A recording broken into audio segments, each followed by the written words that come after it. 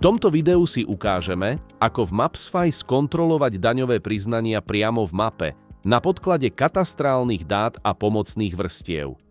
Cieľom kontroly je rýchlo odhaliť parcely, ktoré v daňovej evidencii chýbajú, sú nesprávne spárované, alebo naopak sú uvedené v daňovom priznaní, ale v katastri neexistujú. Začneme kliknutím na nástroj Dane a zvolíme funkciu Kontrola daňového priznania. Otvorí sa zoznam importov z nášho daňového systému. Pre správne zobrazenie v mape musí import obsahovať parcelné číslo, register, kód typu dane a meno s identifikačnými údajmi daňovníka. Ak máme dáta úspešne importované, zvolíme názov importu a výber potvrdíme. Zobrazí sa zoznam daňovníkov. V zozname vidíme meno a priezvisko, respektíve názov firmy, a jednoznačný identifikátor osoby, napríklad rodné číslo alebo IČO. Zoznam osôb môžeme prechádzať alebo priamo vyhľadávať. Do vyhľadávania vpíšeme meno alebo identifikátor daňovníka, ktorého chceme vyhľadať. Systém nás upozorní, že zvolená osoba ešte nemá vytvorený prehľad vlastníctva, alias. Alias predstavuje súhrn zápisov majetku v katastri nehnuteľností viazaných na jednu osobu. Bez vytvoreného aliasu si nevieme spoľahlivo overiť, čo osoba uviedla v daňovom priznaní správne a čo prípadne v daňovom priznaní chýba. Klikneme na Vytvoriť nový alias. Mapsfy nám do vyhľadávacieho poľa predvyplní meno a z výsledkov vyberieme záznamy prislúchajúce danej osobe, napríklad podľa dátumu narodenia alebo IČO. V našom prípade zodpovedá vyhľadávacím kritériám len jeden záznam katastra. Po vytvorení aliasu nám Mapsfy zobrazí výsledok kontroly daňového priznania. Údaje automaticky rozdelí do troch skupín: nenájdené v katastri, evidované v katastri a neuvedené v priznaní.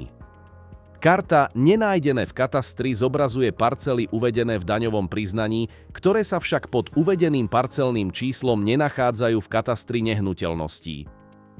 Karta Evidované v katastri zobrazuje spárované údaje, teda správne priznaný majetok, ktorý je zhodný s údajmi v katastri nehnuteľností. Výmera a ďalšie údaje v zozname sú prevzaté z daňového systému. Ak chceme overiť, aká výmera je zapísaná v katastri, klikneme na parcelu a v detaile výmeru skontrolujeme. Ak potrebujeme overiť aj spoluvlastníkov, preklikneme sa v detaile parcely do záložky Vlastníci. Karta Neuvedené v priznaní zobrazuje majetok, ktorý je v katastri na danú osobu evidovaný, ale chýba v daňovom priznaní. Teraz si ukážeme príklad overenia daňovníka, s ktorým sme už pracovali, takže v systéme má vytvorený alias. V karte Nenájdené v katastri vidíme parcelu číslo 91 s výmerou 357 m². Systém nás upozorňuje, že táto parcela sa v katastri nenachádza. V takomto prípade skúsime vyhľadať číslo parcely v časti Neuvedené v priznaní. Nesúlad často súvisí so zmenami v katastri, napríklad situáciou po geometrickom pláne, keď sa parcelné číslo v katastri zmenilo, ale v daňovej evidencii zostalo pôvodné. Vidíme, že v katastri existuje parcela s rovnakou výmerou a vieme ju stotožniť s chybnou parcelou v karte Nenájdené v katastri. Získavame tak jasný podklad pre opravu parcelného čísla v daňovom systéme. Keď potrebujeme rýchlo overiť kontext pozemku, pomôžeme si pomocnými vrstvami. K dispozícii máme kategorizáciu lesov, kde sú zelenou farbou zvýraznené hospodárske lesy a žltou ochranné lesy. Tie majú spravidla iný daňový režim. Ďalej môžeme aktivovať vrstvu Hranice užívania pôdy. Kliknutím na názov vrstvy a legendu vrstvy zobrazíme subjekty, ktoré v území užívajú pôdu alebo poberajú dotácie. Táto pomocná vrstva nám pomôže rýchlo identifikovať, či pozemok, ktorý je neuvedený v priznaní, má byť evidovaný pod iným daňovníkom.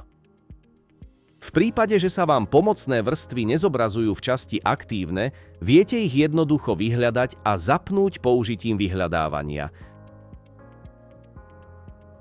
Dáta je možné exportovať vo formáte Excel, čím získame podklad pre ďalšie kontrolné úkony alebo jednoduché zdieľanie s kolegami.